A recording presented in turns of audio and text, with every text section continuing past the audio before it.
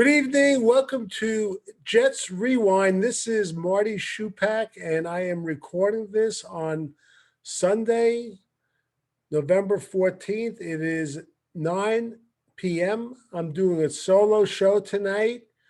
We were having a little technical difficulties with Ray. He will be joining us on Tuesday night. It's about 4.5, 5 hours after the Jets were manhandled again, and this time by the Buffalo Bills. The score was 45-17. It wasn't much of a game.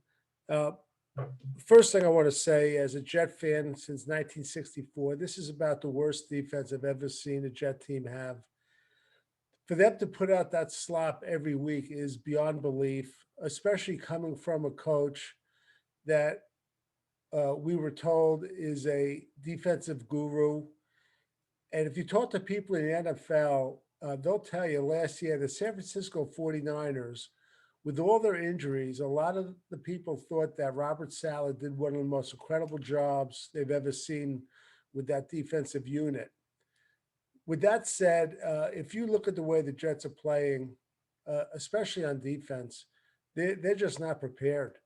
They're going into this. I don't know what their game plan is. They're not making adjustments. They've given up in the last 4 games. This is including their win against the Bengals. They've given up 180 points, which comes to 45 points a game average in the last 4 games. Also, they've given up 1,890 yards in the last 4 games, the most in team history. The Jets are the first team to allow 45 points in 3 of the last 4 games since the 1966 Giants. And I could tell you from someone who was there, that Giants team was awful. It was just from beginning to end, it's getting so difficult to watch this game. I keep getting text messages from friends that go to the game and they leave now 5 minutes into the third quarter. The defense was so bad, it was just unwatchable. Now, Mike White, listen, I'm the first to admit I had drank the Mike White Kool-Aid. I thought we might have something there. He went out and put up a horrible performance, looking more like Luke Falk than like he did his game against Cincinnati. He was just terrible. He threw 4 interceptions. I could go through his stats, but it just doesn't matter. If you just watched him, he was just pathetic throughout the whole game. You don't see quarterbacking like that. It was just unbelievable. He was 24 for 44, 251 yards, but those 251 yards, you just might as well throw them out the door. They didn't mean anything. They were useless. I thought a big play was Corey Davis. Let me tell you something about this Corey Davis. The Titans had a chance to re-sign him, and they didn't. And we heard coming out of college what a great player he was. Coming into the game, and he was out for a game or 2, he had 5 drops. This game, at the end of the first half, he caught a ball, and they had a first down, and they were just getting into field goal range where they could have made it really competitive going into the locker room halftime. And this guy fumbles the ball. As far as I'm concerned, he's a bum. 5 drop passes and a fumble at the most inopportune time.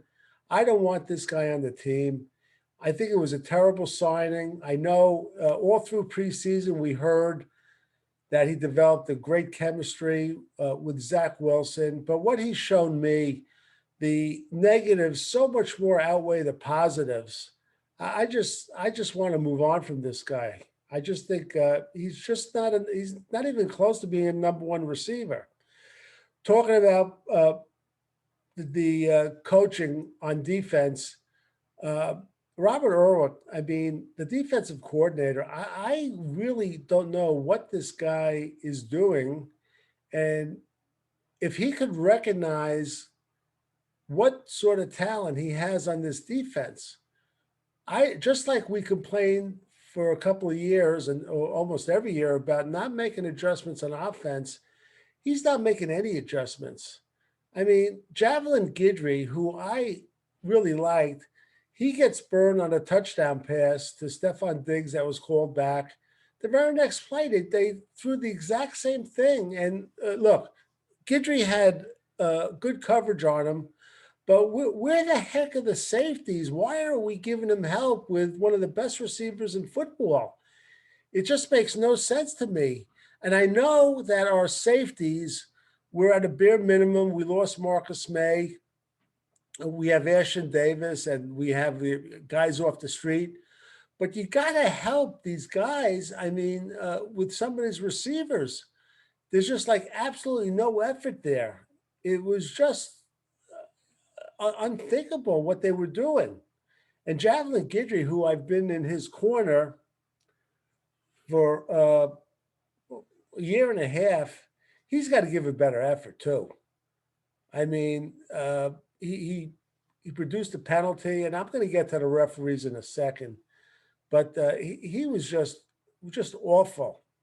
And I'll get to the referees right now, and I don't want to be a whining baby complaining about the referees because this isn't the type of game to do it. You never want to put the game in the hands of the referees, but I don't understand why our players, our quarterbacks and our punters, sometimes we take a little bit of a pounding and they never throw the flag for roughing the pass or roughing the punter. And what burns me even more is when they do this to one of our quarterbacks, why is there not one of our offensive linemen in the face of the defense that's overdoing the contact with the quarterback or the punter?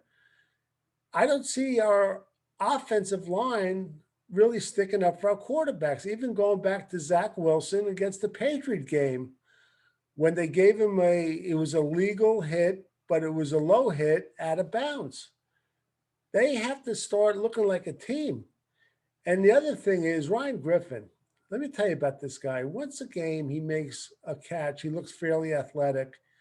This guy, I don't know if he's a representative of the rest of our team, but this guy's got to be one of the stupidest players ever. He makes a catch, goes down untouched, and he thinks the play is over.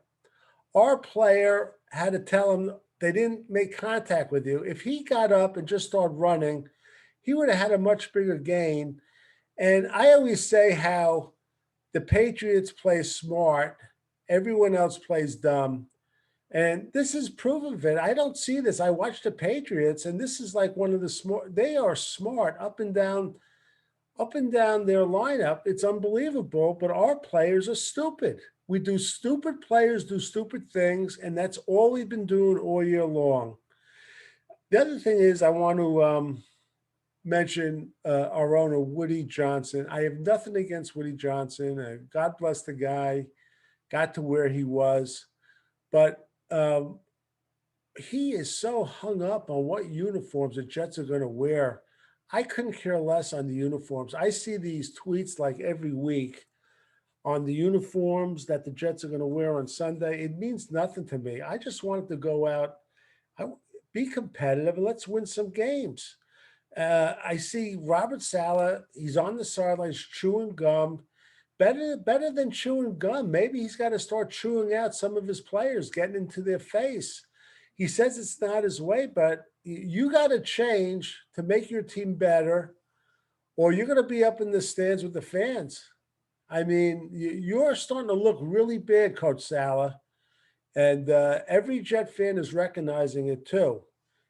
I see a lot of fans after the game, they were producing the fact that the Jets have the third pick in the draft and the seventh pick in the draft. Maybe that's what it's all about. Maybe every year we should just go for the highest draft picks.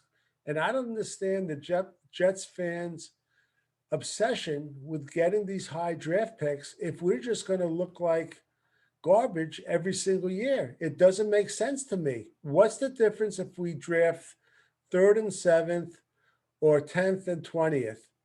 Look at the garbage we're putting on the field every single game. Does it really matter? Think about it. Does it really matter if the coach was Adam Gase or Robert Sala at this point? Have we seen any sort of difference in the product we're putting on the field? I don't see anything. And we spoke about the last show. Just want to get back to Mike White. And this isn't going to be a long podcast, just more of a commentary on the game. We'll have our regular podcast. We're shooting for Tuesday night. We have to overcome some technical difficulties. But Ray and I were talking about tendering Mike White, maybe with a second round pick. I wouldn't do it now. I would just tender him with the fifth round. It just doesn't pay to spend the money because I drank that Kool-Aid, but he looked so bad today. I mean, 4 interceptions. It was just pathetic. Um, I mentioned the refs. I mentioned the offensive line. It was just an out and out disgrace, embarrassment. I want to apologize to all those Jet fans that made the effort go into the game. You shouldn't have to go through what you did as far as leaving early from your home, whether it's Connecticut, whether it's Long Island, 8:30 in the morning. I hope you had a good tailgate. But this was an out and out disaster. And we're just seeing this every single week. It's week in and week out. It's the same thing.